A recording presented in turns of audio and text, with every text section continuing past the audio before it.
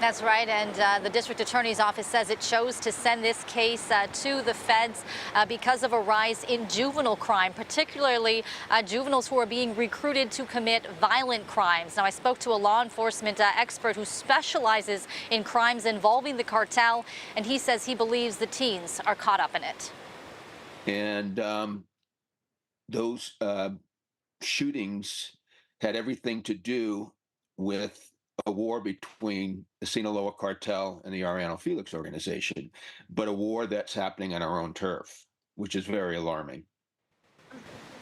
That was Stephen Duncan. He is a retired special agent who was with the California Department of Justice for 20 years. Now, he says the reason it's clear this is cartel related is because the targets of the shootings have ties to the Arellano Felix organization, or AFO. Now, the shootings the teens are charged with happened in March. The first outside a Chili's restaurant on Paseo del Rey in Chula Vista.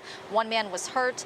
The second just hours later outside the Salerno luxury rentals in Otay Ranch. One person was wounded, another killed. He says there was also a third cartel-related shooting in February outside Palisade UTC where a man died, but it's unclear if the teens are charged in that case too. Duncan says what is clear is law enforcement is on this. They're sharing information, sharing resources to try and stop the violence from growing. He says the public needs to be aware of what's going on.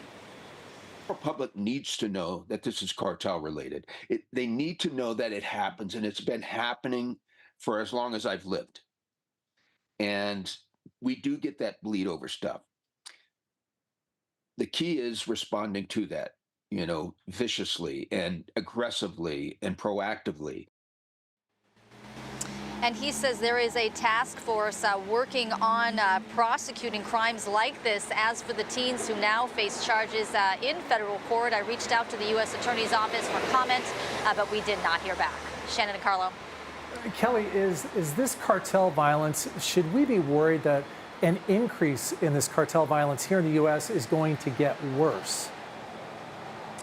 Not necessarily. That is according to Duncan. He says that we just need to be aware of it. We need to know that there are drug traffickers, he says, that are living in our communities. So be aware of who your kids are hanging out with. He says you just need to be a little bit more vigilant living in a border city like San Diego.